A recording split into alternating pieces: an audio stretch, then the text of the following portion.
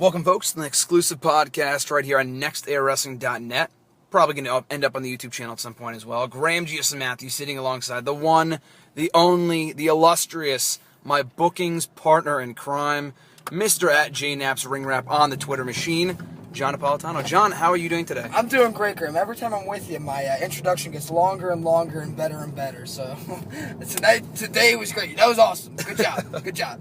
And we've got a great talk ahead of us, a great podcast, great special edition podcast with something very near and dear to our hearts, Beast Booking. The 5-year anniversary, sir, of our SmackDown versus Raw. And this sounds random to, I'm sure, any casual viewer, but anyone who has followed us closely on Twitter for the best 5 years or so, 5 years exactly to the day, SmackDown versus Raw, 2007, PlayStation 2, General Manager mode.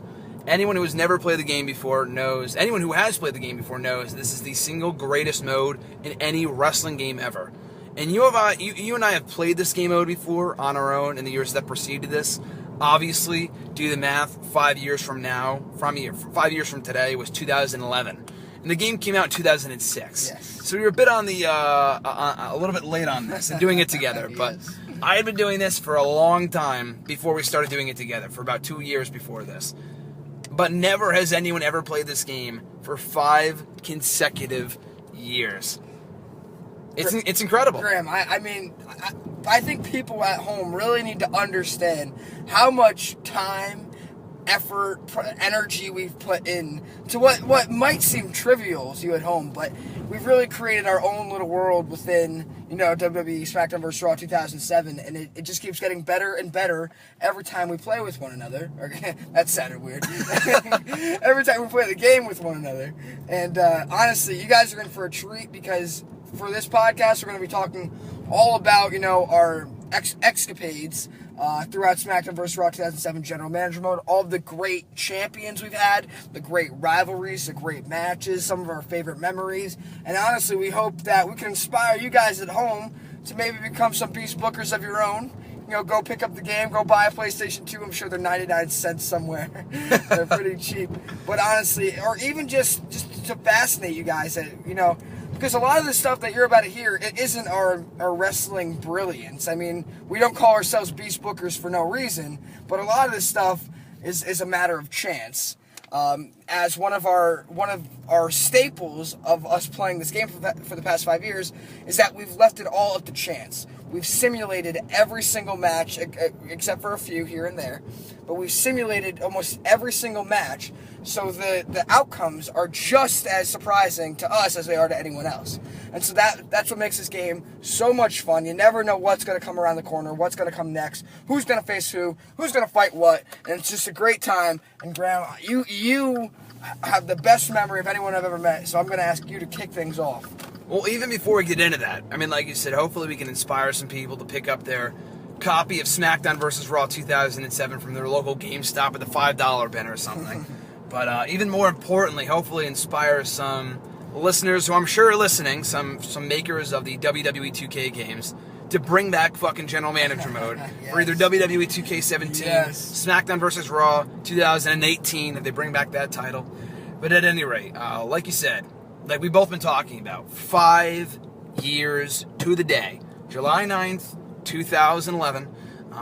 This is kind of like where the whole story began here. But before we get into the story, I just want to do one more thing. I'm sorry, we're really we're really taking the circuitous route here tonight. Just imagine how many of you guys have done anything for 5 years. This is no joke. Like this is kind of a big deal, even though it's not really a big deal.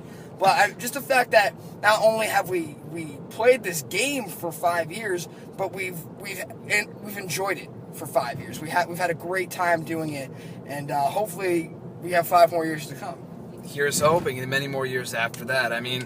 We've had our highs, we've had our lows, we've had our very highs, we've had our very, very, very highs, which we'll get into. And some of the greatest times as a wrestling fan have come in playing this game, SmackDown vs. Raw 2007 General Manager mode.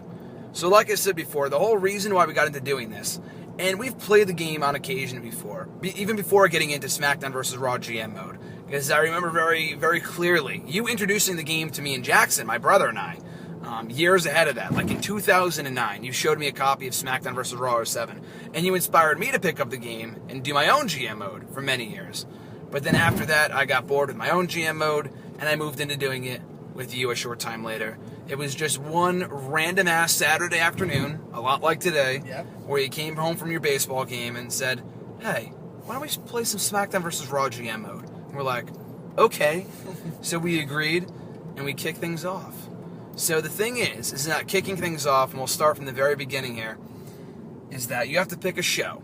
And we don't do the thing where we could have very easily, and I'm sure anyone else out there that are two best friends, two brothers, two siblings, whatever, would have picked one Raw and one SmackDown. But we did two guys, just one show. I'm sorry, I had to point out to Graham, we're passing a guy wearing an AJ Styles shirt. Oh, that kind of shit. There was a guy wearing an AJ Styles shirt. I couldn't contain my excitement. I didn't see that. He was sitting down wearing a phenomenal one AJ Styles shirt. I did not see that. Continue with the podcast. That's amazing.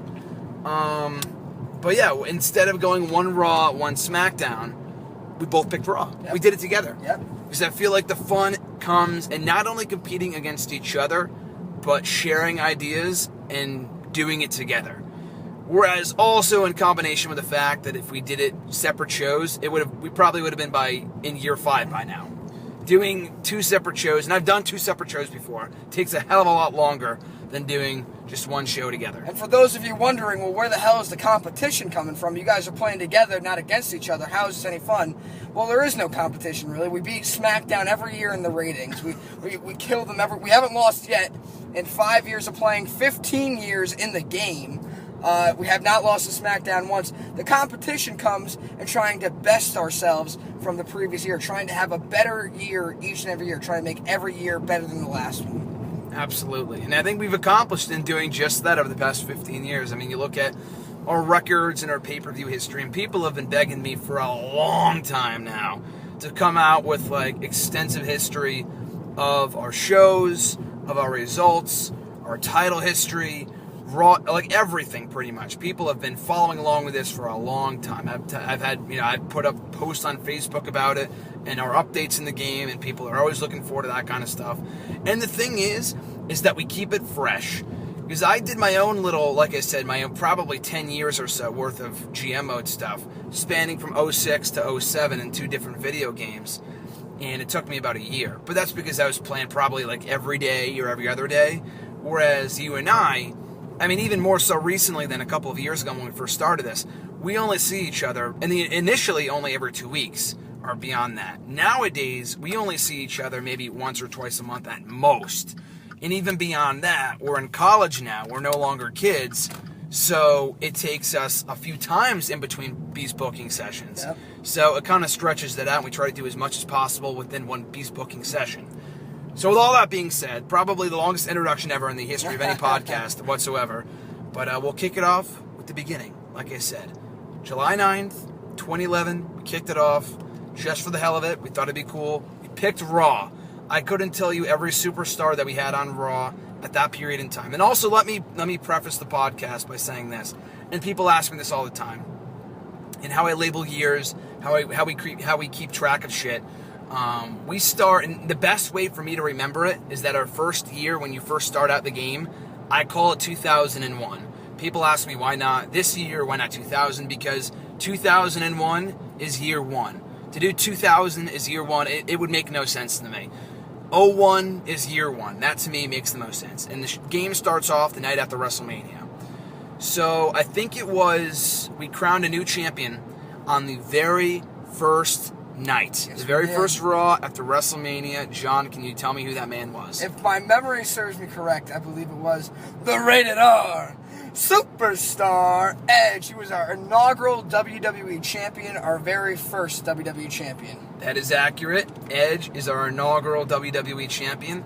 Retained the title at Backlash, and it was at Vengeance after a long, ruthless rivalry with this man that he lost it to him in his hometown, in his own match, in a TLC match in Pittsburgh, to one Kurt Angle.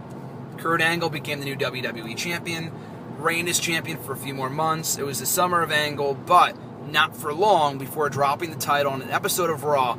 And by this point, and John and I were talking about this before we went live here, how he really had no rhyme or reason for our matches at that point in time. There was really no science to it. There was no real formula to stick to. We did title matches on Raw, WWE title matches like every single fucking week. So we had new champions being crowned all the time. But we had a new champion crowned in an episode of Raw for the first time ever. That's a lie, because we crowned our first champion in an episode of Raw. But it went from Edge to Kurt Angle to, in an episode of Raw in July, Randy Orton. Yes, sir. Yes, Randy sir. Orton became champion, retained the title at that SummerSlam against Kurt Angle, but dropped the title a short time afterwards. 2-1, Rabid Wolverine. Inside the Elimination Chamber. Chris Benoit. And Chris Benoit went on to have one of the greatest reigns in the game. He held that title from September at Unforgiven to... Guess. Well, I'll tell you this much. Before we get to the next pay-per-view, I just want to give you... I remember some parts of his reign. Like you said, Benoit having, at that point, obviously, the longest reign with the championship to date, up to that point. And so he won the belt at Unforgiven inside Elimination Chamber. He beat Orton at Taboo Tuesday. Yep, a rematch. And at that point, we had figured out that we could trade talent. So we brought in someone from the SmackDown brand who was in storyline very good friends with Chris Benoit. That was one Eddie Guerrero. They went from friends to bitter enemies. Eddie turned on Benoit. Benoit retained the title against them on 2 separate occasions at both New Year's Revolution and at the Royal Rumble. And then at WrestleMania, Benoit had his first ever championship defense on the grandest stage of them all. The first ever WWE title match in WrestleMania history. John, what match was that? Against the Heartbreak Kid, Shawn Michaels. And this match will always stand out to me because it was our first WrestleMania. I mean, I forget almost everything that goes on in this game until Graham reminds me, because like we said, it's been 5 freaking years. But this match will always stand out to me as being one of the best. Chris Benoit versus Shawn Michaels and the granddaddy of them all. Our very first WrestleMania, our very first WWE Championship defense at WrestleMania. Chris Benoit versus Shawn Michaels. And then who emerged victorious? Was it Chris Benoit? Retaining the title, which is absolute. I mean, I would say unprecedented, and it is. But retaining the title at WrestleMania. Yes, he did. And so from September until WrestleMania, that's quite the reign. Especially in this game, because like you guys, what we really have to drive home. Reiterate this, yeah. What we really have to drive home is we're simulating all of this. All right, this is all at random. I mean, of course, it seems counterproductive. If you're booking this, you should know what's going to happen. We just booked the rivalries in the matches, ladies and gentlemen. The outcome is up to the game. So it's really amazing when a champion can hold on to a title as long as 6 months. I mean, in actual WWE, that's not much to scoff at. But a 6-month reign in GM mode, where you're simulating everything, is not too shabby. And this isn't a Dean Ambrose U.S. title reign here. He's defending the belt every month at every pay-per-view, and sometimes on Raw. So that's at least 4 or 5 title defenses in the can, where Benoit, just by happenstance, emerged victorious and retained the title. But all good things must come to an end, and ultimately he dropped the championship in a triple threat match at Backlash the very next month, in a triple threat match with his WrestleMania rival Shawn Michaels, and this man, the rated R superstar Edge, once again became the WWE champion, becoming the first ever, not only inaugural WWE champion, but a 2-time WWE champion. So at the event that he lost his title to Kurt Angle a year prior, he won it back against Chris Benoit and Shawn Michaels at Backlash in a triple threat match. So great storytelling, came full circle for Edge. He failed at Backlash 2001, emerged victorious at Backlash 2002, and that was just the beginning for the rated R superstar. In his reign as WWE champion. So even beyond that point, and this is the thing, as we go forward here in 15 years of SmackDown vs. Raw GM mode, we're going to talk about the other little things that were going on at that time. So Edge goes on to have a reign as WWE champion. In the meantime, Benoit turns heel on Shawn Michaels, and they have a feud that summer. I couldn't tell you who won the match, but they feuded that summer with Shawn Michaels versus Chris Benoit.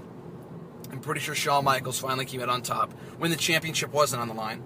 But in the meantime, Edge went on to reign as WWE champion for the remainder of the summer. Pretty sure dropping the championship to one Randy Orton on an episode of Raw, if not SummerSlam, at some point in that history. Once again, becoming a 2-time WWE champion.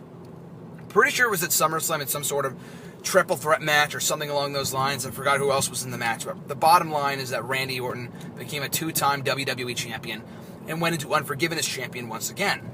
However, for the second straight year, he fell short of victory and made crowned a new WWE champion inside the chamber at Unforgiven in the form of you gotta give me one. Was it Umaga? It was Umaga. All right, the Samoan bulldozer Umaga. See, guys, Graham has a great memory.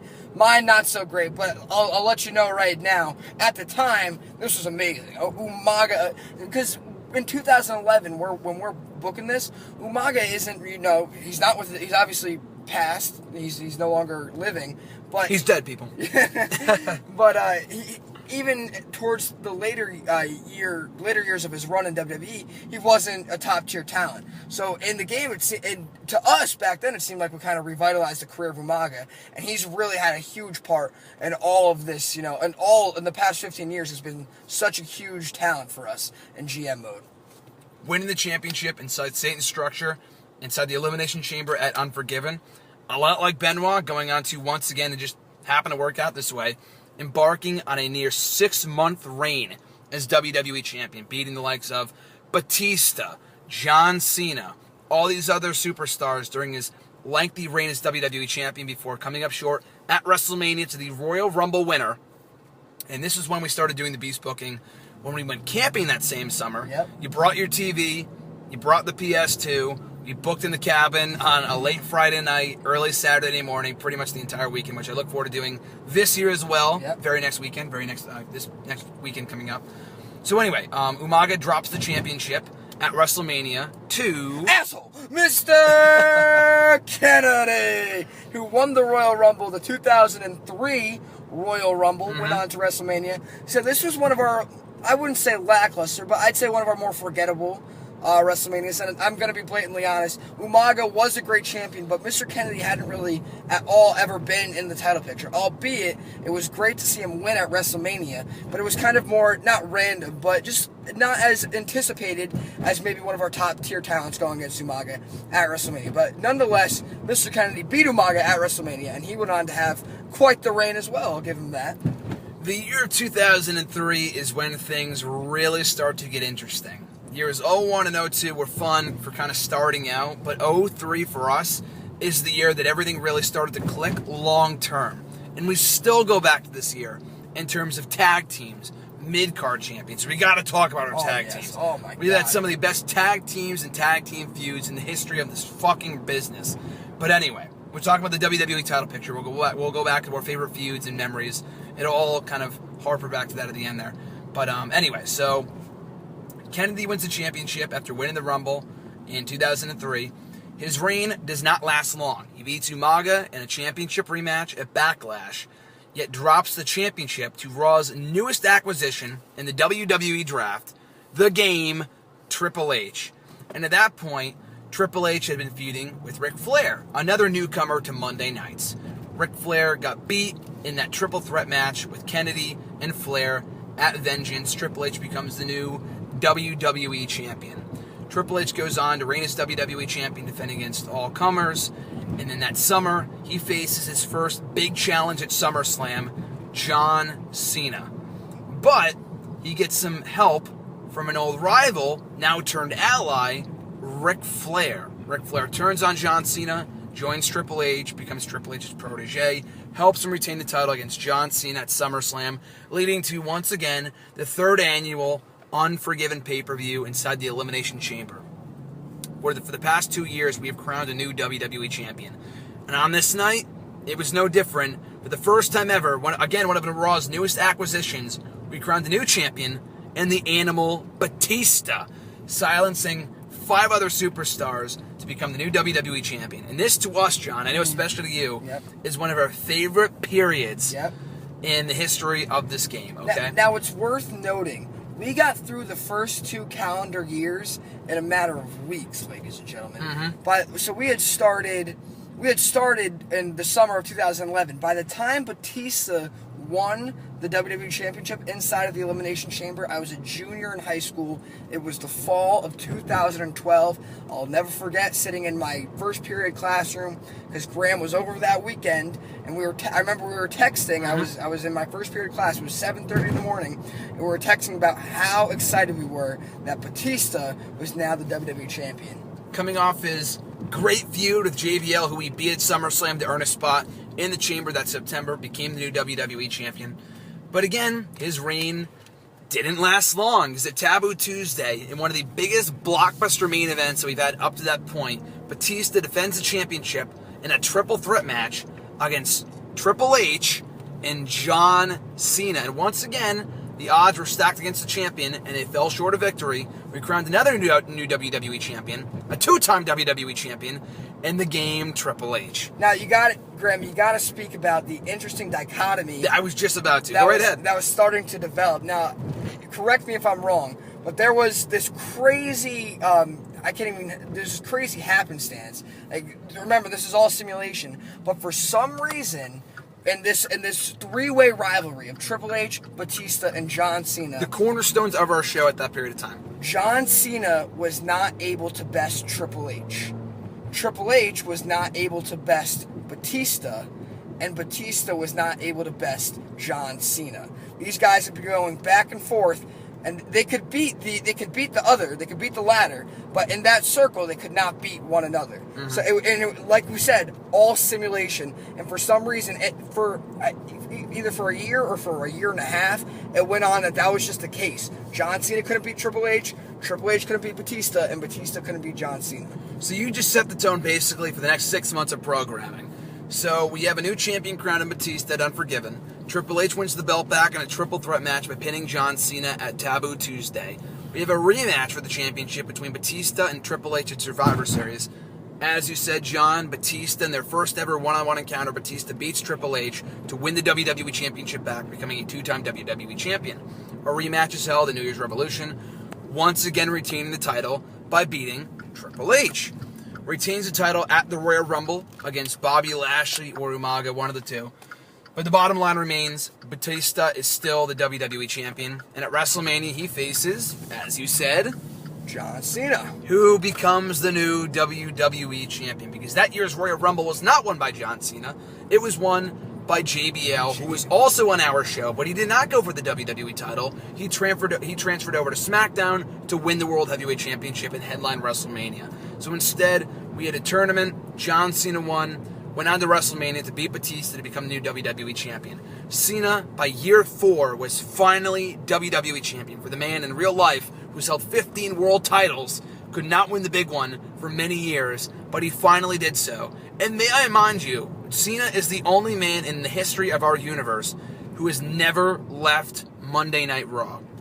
He's the cornerstone of Raw. He is the face of Monday Night Raw. He is the face that runs the place in real life and both in the game as well. So he wins the championship at WrestleMania. The Cinderella story comes full circle for John Cena 3 years earlier. Was never able to win the big one, despite being the first ever WWE title match and falling short, coming up unsuccessful. Wins the championship. But it's only a month later that he loses the championship to an old rival, that is Triple H. The game Triple H, with some help from Ric Flair. And the game is now the first ever 3-time WWE champion. John Cena's Cinderella story is over. A rematch is held. Their third ever match on pay-per-view. The first ever, probably the third match we did on three pay-per-views, not back-to-back-to-back, but ever. Triple H, John Cena. Inside the Hell in a Cell. So the stipulation here was this. The championship was on the line. Batista beat Cena. But Triple H beat Cena. The thing was that Triple H has already beaten Cena twice. He has nothing left to prove, okay? So he says this. He said, if I beat you this time, Cena, inside my structure of Hell in a Cell, your career is over. You're done here on Monday Night Raw. John and I, making this stipulation ahead of time, are realizing that Cena's going to win the belt back. He had a month-long reign. Of course he's going to win the belt back. But did he, John? Yes, no, maybe, so? Take a guess. Yes, he did win the belt back at Vengeance. He did not win the belt back at Vengeance. But... what happens to John Cena? He leaves Raw. And who do we bring in? The Great One. Or even before the Great One, we bring in Mick Foley. Mick freaking Foley is now a member of Monday Night Raw. Who faces Triple H for the WWE Championship at SummerSlam with a special guest referee of The Rock. So let's backtrack for those of you who didn't get it the first time. John Cena loses to Triple H at Vengeance inside of Hell in a Cell. He's gone. He does not regain the WWE Championship. So at this point, we're thinking, well, who's next for Triple H? Well, for those of you who don't know, there are a bunch of legendary characters inside of SmackDown vs. Raw 2007. They're not all indigenous to General Manager mode. You have to turn them on. You have to activate them to use them. So we thought, who better to bring in than was it Mankind or Mick Foley we brought in? Mick Foley. It was Mick Foley and Graham. And so Mick Foley goes on to face Triple H at SummerSlam with The Rock as the special guest referee. Now, Graham, tell us where SummerSlam was held that year. Long Island, New York. Yes, it was. That is where Mick Foley won his first ever WWE Championship. Against Triple H. So John Cena's out, Mick Foley's in, new WWE Champion, the Great One, The Rock, is in the picture, and Monday Night Raw is hotter than ever at this point. Absolutely. We bring in Rock for the first time ever. We bring in Mick Foley for the first time ever. We have Triple H and Mick Foley going at it for the WWE Championship. And they're both very much at each other's throats, heading into Unforgiven for the WWE Championship inside the Elimination Chamber. But once again, the Chamber for the fourth straight year is no different. 6 superstars, 1 champion. We crown a new champion, Unforgiven 2004. Mick Foley loses the championship to not Triple H, but Bobby freaking Lashley, who went heel 1 year prior, winning his first ever WWE title. And I believe, in my opinion, if I'm correct here, the first ever Triple Crown champion in the history of our universe. He was a former Intercontinental champion, one of our first ever tag team champions, and now for the first time in his young career is a WWE champion. But the one concept that the game does not have that John and I have incorporated ourselves is the Money in the Bank briefcase. And for the first time ever, we had a Mr. Money in the Bank cash in the very next night on Monday Night Raw to kick off the show.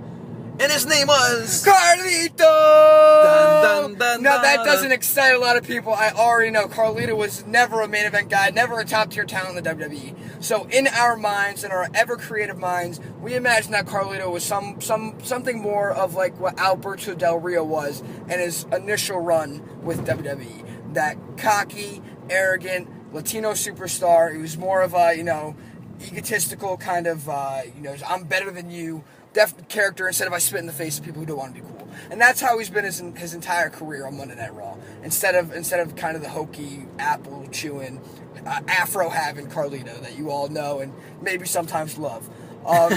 So Carlito, after Bobby Lashley wins the WWE Championship inside of the Elimination Chamber, Carlito cashes in the very next night on Monday Night Raw, becomes a first-time ever WWE Champion.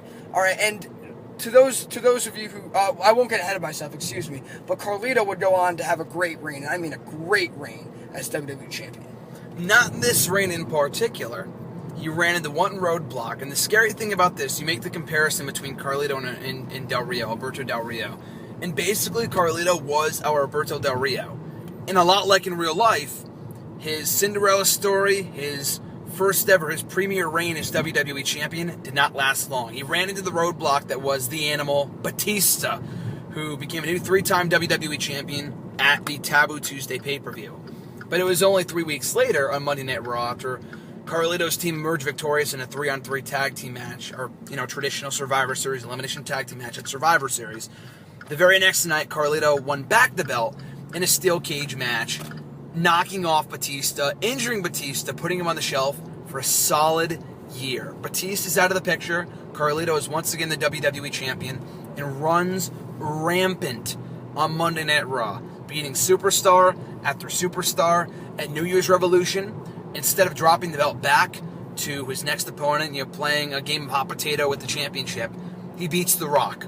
At the Royal Rumble, he wins a triple threat match to retain the WWE Championship.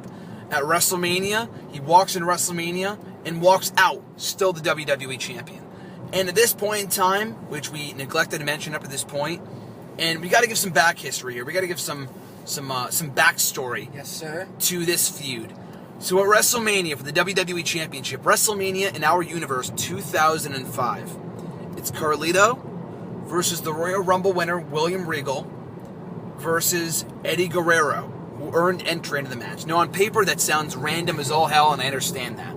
But, John, in my opinion, I think if I'm correct here, your favorite faction that we've ever done, That might have changed recently. It might have changed recently, but up until recently, it was definitely my favorite faction that we ever did, because we did it 10 times better than WWE did this previous year, 2015. Mm-hmm. We had a faction called World Elite.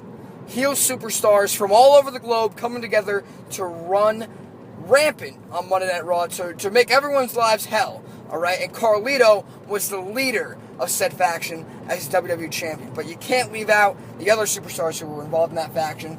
William Regal being one of them, Eddie Guerrero, and of course, can't forget the Samoan bulldozer, Umaga. So we got a 4-man faction with Finlay doing some dirty work on the side as the illegitimate 5th man. But really, the 4 staples of the group were Umaga, Carlito, William Regal, and Eddie Guerrero. So at WrestleMania 2005, we have a triple threat match between what was undoubtedly one of our strongest factions ever, World Elite. So they implode at WrestleMania, and who comes out victorious but Carlito? But even before that, I gotta give some even more back history here on the World Elite faction, as you said. It started with 3 men, and then Carlito later came into the picture, Umaga came in, even Kali was an ally for a while as well during the time that he was on Monday Night Raw. And a few others as well, Daivari, Finlay, as you said. There were a few other factors. But it started with 2 men teaming up as a conspiracy. They felt there was a conspiracy against them, a lot like with Awesome Truth, basically. Chris Benoit and Eddie Guerrero. And they took the tag team titles, and they were 2 of the greatest tag team champions of all time, Eddie and Benoit. But before that, our first great tag team was the British Invasion, William Regal and Paul Burchill, who held those titles for over 9 months, which again, in our universe, is a very impressive feat. So they beat the tag team of Regal and Burchill for the tag team titles. Regal ends up being the 3rd man, and it comes down to those 3 superstars. Now, like you said, Carlito comes in later as kind of like the overall leader. Umaga, Kali, Daivari, Finlay, they're all secondary to those 3, core members of Benoit, Eddie, and Regal. Like I said, Regal won the 2005 Royal Rumble. This is over 2 years later. Regal wins the Royal Rumble. Benoit broke off from the group at this point, wins the Intercontinental Championship, beats Regal for the Intercontinental Championship, who by that point was the longest reigning Intercontinental Champion of all time. Benoit's out of the picture. Eddie earns entry. He goes babyface. He turns on Regal. So we have the implosion of World Elite, as you said, John, between Carlito, Regal, and Eddie. Up to that point, in my opinion, the best WrestleMania main event that we have ever done. Regal had not been world champion. Eddie had never been world champion. Eddie would have been a good, heartwarming story had he won on that night, but as you alluded to, John, he did not. Carlito retained the title again. And he held that championship for many more months after that, before dropping the championship in a triple threat match of vengeance to Chris Benoit. For the first time in nearly 3 years, was now WWE champion once again, only to drop the championship back for a 3rd time to Carlito. Carlito's champion again for the summer of 2005. He's enjoying life. He's knocking off every challenger who comes up, who pops up. He knocks him down.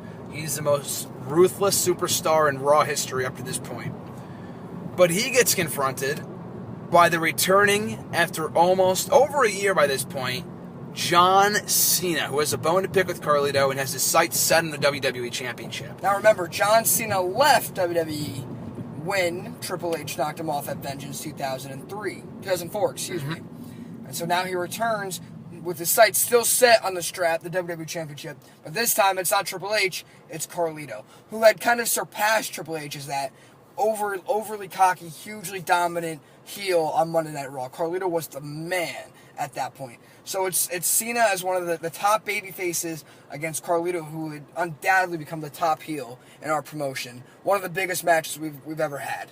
The leader of the C Nation versus El Jefe. It was a huge blockbuster main event for SummerSlam. Again, the heartwarming story. John Cena comes back, wins the WWE Championship. He felt he never lost. But was that the case, John? No. It was not the case. Cena lost. Cena lost. Again, that's what he does best. Cena lost, LOL. Exactly. That was basically the Cena story early on in his career. He lost again. And then we get to the Elimination Chamber, and we crown a new WWE champion. Carlito's reign finally comes to an end. And the title, for the first time in his career, goes to The Rock. The Rock becomes the new WWE champion. The great one, The Rock. The great one, The Rock, who I forgot to mention, by 2005 at SummerSlam, because Mick Foley and The Rock, and they were best friends and whatever else, it became, Orton destroyed Mick Foley, so The Rock instead went after Randy Orton. Or did I say The Rock destroyed Mick Foley? I'm sorry. Yes, you did. Randy Orton knocked off Mick Foley. So Rock came to his aid, and it was The Rock versus Randy Orton at SummerSlam, first time ever.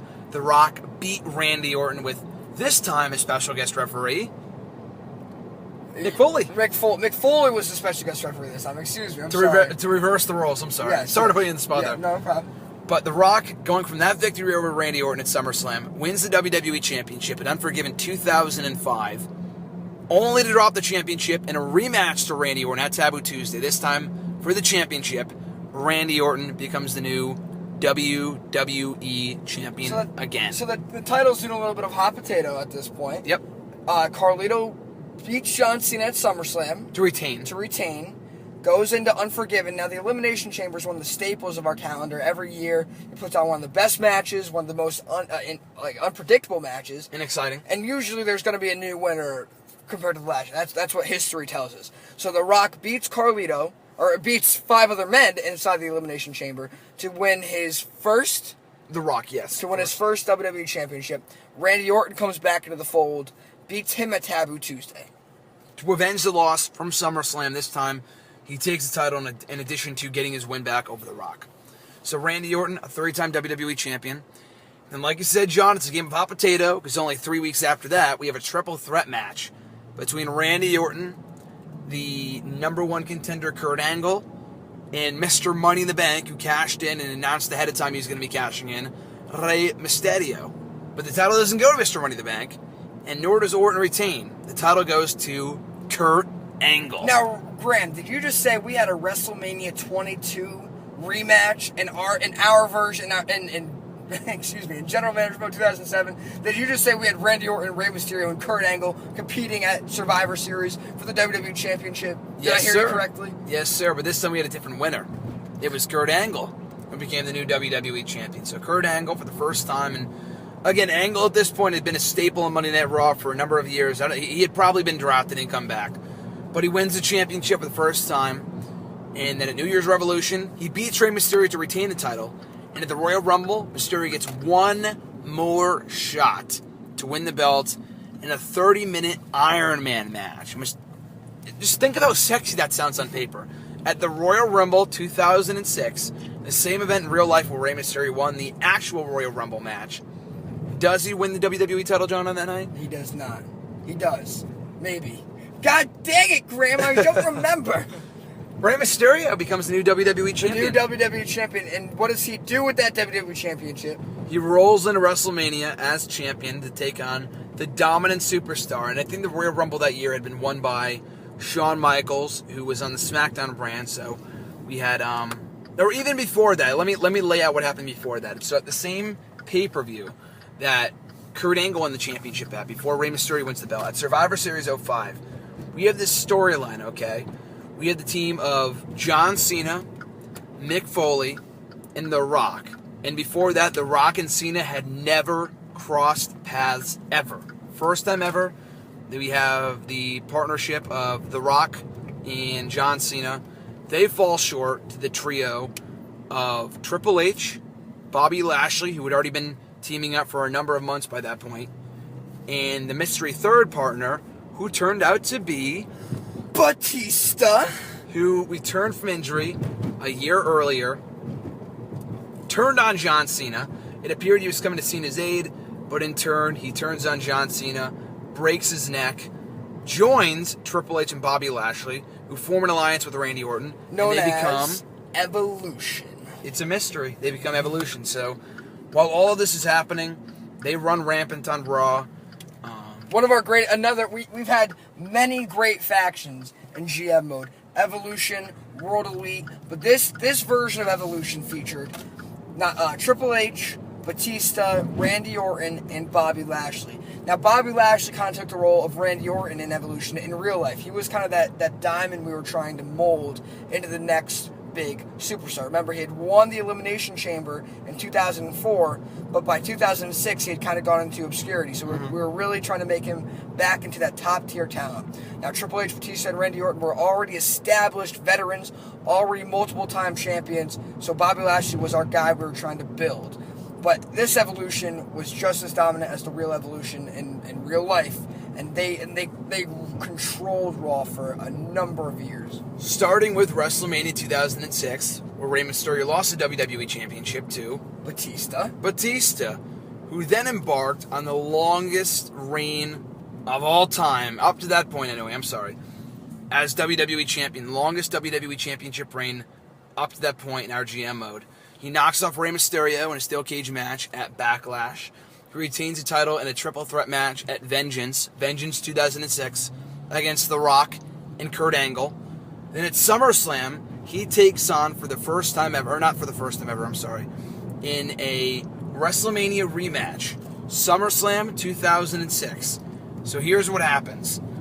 In the meantime, while all of this is going on, John Cena, who got taken out by the returning Batista at Survivor Series, comes back at the Royal Rumble, returns in the Royal Rumble match, and from that point forward, he makes a promise that he's going to take out every member of Evolution. He knocks off Randy Orton at Backlash. He knocks off Bobby Lashley in the summer, who, when Bobby Lashley comes back after an attack by Triple H, who failed to defeat John Cena, Lashley, not Triple H.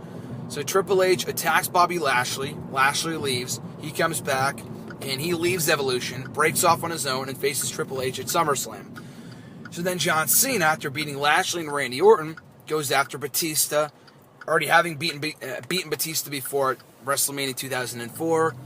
He feels he has the win, the title, the match in the bag at SummerSlam 2006, but he loses, breaking that ever infamous, as you mentioned earlier, John, that three-way little dichotomy between Triple H, Batista, and Cena. One can't beat the other. Batista finally beats John Cena. Years later. So the rise of Batista was really, really something special. He's injured in 2004, returns from injury a year later, joining Evolution at Survivor Series, turning on John Cena, going heel, beats Rey Mysterio at WrestleMania to become the new WWE Champion, and like you said, goes on this monster run leading up to SummerSlam, where he finally breaks the curse and beats John Cena at SummerSlam. And like you had been alluding to, John Cena, he can't win the big one, and up till then, he couldn't win the big one. I mean, every time he was really called upon to get not exactly attain the WWE Championship, but really get a measure of revenge, gain some vengeance on his opponent. He just couldn't do it. So Batista beats John Cena at SummerSlam, cementing his reign as one of the best. And he breaks another record at Unforgiven when he becomes the first ever WWE Champion to successfully retain their title inside the Chamber. Batista retains the title against five other superstars inside the Chamber, but finally loses the belt, finally loses the belt to John Cena in their third ever pay-per-view encounter, the rubber match. And Batista's WWE title reign ends at 7 months when John Cena finally wins the big one to win his second WWE Championship. But his reign does not last long. It's a mere 3 weeks later, who The Rock, after having going through Mick Foley, who turned on The Rock in the summer of 2006, comes back, beats Mick Foley at SummerSlam, beats him at Unforgiven, and beats him in an I Quit match. Or rather, Mick Foley won at SummerSlam. The Rock beat him in an I Quit match at Unforgiven, beat him again at Taboo Tuesday, and says, I want that WWE title. Goes after John Cena. We do The Rock and John Cena for the first time ever at Survivor Series in Miami. And The Rock dethrones John Cena to win back the belt. And this is, of course, where we use the actual real-life visual of John Cena sitting on the ramp like he did at WrestleMania 28, only having held the WWE Championship for a mere 3 weeks, winning it at Taboo Tuesday. He loses it to The Rock at Survivor Series, so in our kayfabe, we have Cena go to the ramp, sit there befuddled at his inability to, be great. I mean, that's really what it is. John Cena just can't be the great champion that we all know he could be. So The Rock wins at Survivor Series, first time ever, becomes WWE, or second time ever becomes WWE champion. First time ever, Rock versus John Cena. Rock wins. An amazing win for The Rock, but his Cinderella story does not last long either. It's the very next night, we have another Mr. Money in the Bank cash-in, and he loses that championship to, Matt Hardy, who, again, a lot like John said with Carlito, is a much bigger star in our universe than he is in WWE. I mean, maybe in TNA at this point, but in WWE, he's a huge star for us. So he cashes in Money in the Bank after going heel earlier on in the year, beating Eddie Guerrero to win the Money in the Bank briefcase, ships him off to SmackDown. Matt Hardy, after all this time, pins The Rock, sends him off to Hollywood. The Rock's gone. Matt Hardy's the new WWE champion, who then loses the WWE championship to John Cena at New Year's Revolution. Now, in our universe, we like to imagine Matt Hardy as more of a AJ Styles kind of character than the one Matt Hardy. But still, Matt Hardy, nonetheless, wins the WWE Championship by cashing in The Rock and then drops it back to John Cena at New Year's Revolution. The very next pay-per-view, they have a rematch at Royal Rumble, which is won by John Cena once again. John Cena goes into WrestleMania as the WWE Champion, but he has to go up against the man who won the Royal Rumble that year and is announcing that he is leaving the WWE in Chicago at WrestleMania 2007. John, in my opinion, the greatest feud we've ever done. John Cena versus Kurt Angle, Chicago, WrestleMania 2007. Now, here's another case of art imitating life. You know, I alluded to John Cena, kneeling on the ramp, unable to win the big one. Well, this time, we've got Kurt Angle taking on the role of CM Punk.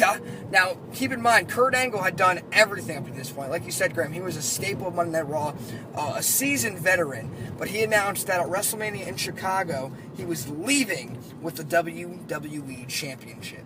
And up to that point, a lot like CM Punk, although he had been world champion before, he had been a WWE champion before, he was never the guy.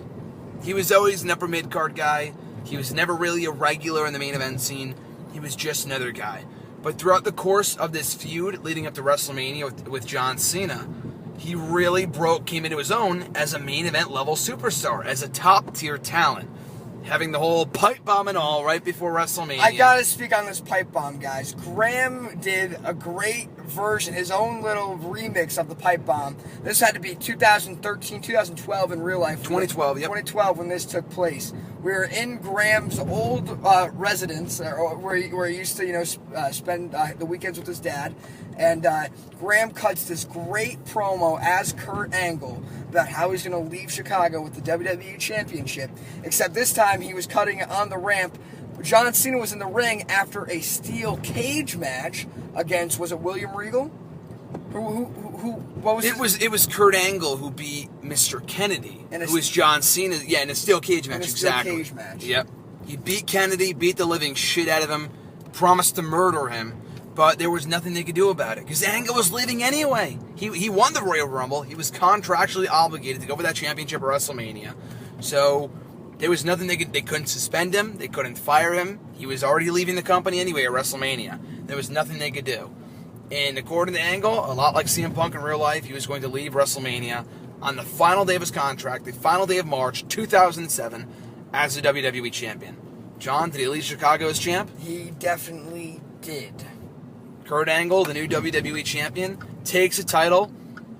It takes the ball and goes home. Takes his ball and goes home, just like he said he would. So now we got a problem, Graham. Now we've got a big problem. So John Cena beats Matt Hardy at New Year's Revolution 2007 to become a 3-time WWE champion. All right, he takes that into the Royal Rumble, defends it successfully. At that same event, Kurt Angle wins. Coming into number 30 entrant, wins the whole damn thing. Kurt Angle announces that he is leaving Chicago, WrestleMania 2007, with the WWE Championship, and that he does. So now, like I said, we've got a problem. We've got Monday Night Raw, and for the first time ever, correct me if I'm wrong, no WWE Champion. All right? So John Cena, of course, is one of the first guys we look to regain the gold, Graham. Now keep going. Bring us back, Graham. Bring us back. What's next? What's next? We got Backlash on the horizon, and we have this devious little heel in the name of William Regal. So with William Regal, after World Elite split up, he kind of broke off on his own, did his own thing, got hurt, suffered a serious back injury that put him on the shelf for almost 2 years at this point, okay, for almost a year and a half. But he comes back into the picture, and in that time that he was out hurt, he became the new general manager of Monday Night Raw. After no new WWE champion is crowned at WrestleMania, or rather Kurt Angle wins the belt, he takes his ball and goes home. William Regal comes into the picture, says that John Cena at Backlash, you will get your championship rematch against me. So the devious William Regal is the authority figure, and he inserts himself into the title picture, something only a heel like William Regal could do. All right, and guys, it was as exciting as it could possibly. I mean, this was unprecedented. We were breaking ground here. John Cena, William Regal, no champion, but we're going to crown the undisputed WWE champion, a la SummerSlam 2011. And that match was won by William Regal. Rather, by John Cena. By John Cena, excuse me. John Cena regained the gold on that night. Can I say one thing, guys, before we continue? Graham and I are driving right now. We do not have the actual results in front of us, so I'm going off memory. Like I said, Graham's memory is better than mine. But I'll make sure that Graham includes a picture or pictures of all the title history in this, so you guys can follow along as we're talking. Of course. And that's going to make it a lot easier for people reading and listening and watching at home. So at this point, John Cena wins the belt. Regal wins the belt at the following pay-per-view, beating John Cena in a last man standing match with help from Finlay, who he kind of got an on and off alliance with at that point in time.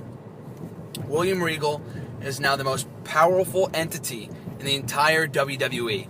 He's the Raw general manager. He's the WWE champion. Who can fucking stop William Regal? Not John Cena, who lost to Regal again in a steel cage match at Midsummer's Nightmare on an episode of Raw in mid-July 2007. And before we go on, guys, Midsummer's Nightmare was our competition show to SmackDown. Now, anyone who knows General Manager Mode knows that SmackDown, our competitor, they have pay-per-views too. They have pay-per-views once a month just like us. And of course, their pay-per-views are going to do well in the ratings. They're going to take about 300 to 400,000 fans on that night. And there's not much we can do about it. We're going to lose a large chunk of our fans that night. So what we started, I believe it was this year that we really started calling it Midsummer's Nightmare.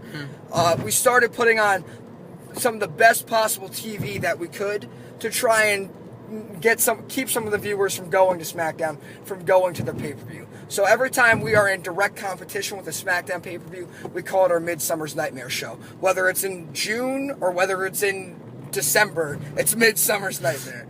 And at this Midsummer's Nightmare, I believe was our first one that we called, and the first one we adopted the strategy.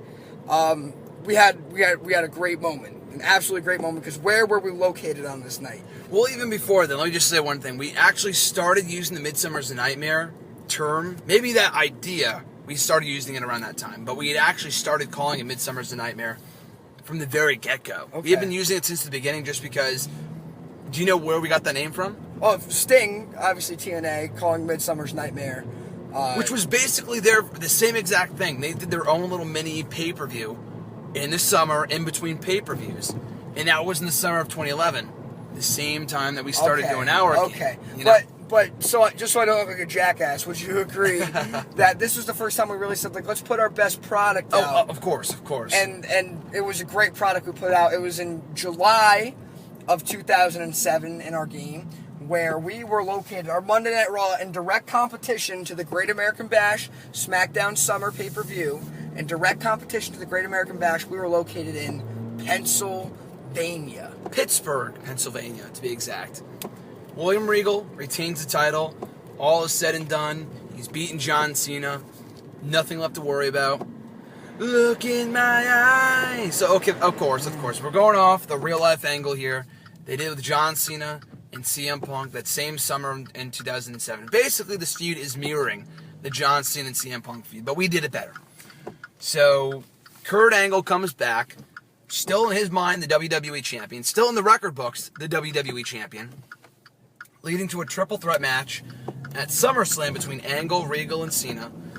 Angle wins to take Regal's WWE title / retain his own and become the undisputed WWE champion. At Unforgiven, Cena wins the belt back inside the Elimination Chamber to become, at this point, I completely forgot. Four-time? Was it a four-time? It must be four-time. Yeah, four-time WWE champion. Or five-time WWE champion, yes. Five-time WWE champion. Kurt Angle wins the belt back from him in their WrestleMania rematch at Taboo Tuesday.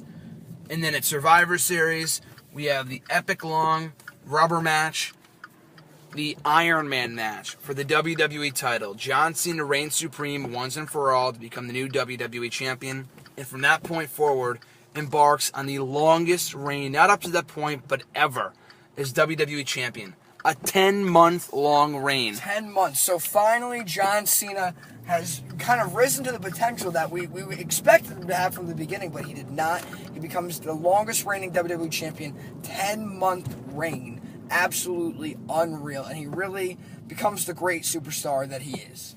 And in those 10 months, Evolution splits up. Triple H turns babyface on Batista and Randy Orton. So Evolution implodes. We have a variety of new superstars come to Monday Night Raw. Rob Van Dam, who was once best friends with John Cena, parts ways with John Cena, wins Money in the Bank, loses the WWE Championship match to John Cena. Mr. Kennedy, who was also once good friends with John Cena, also turns on John Cena and loses the WWE title match to John Cena throughout this 10-month reign as champion.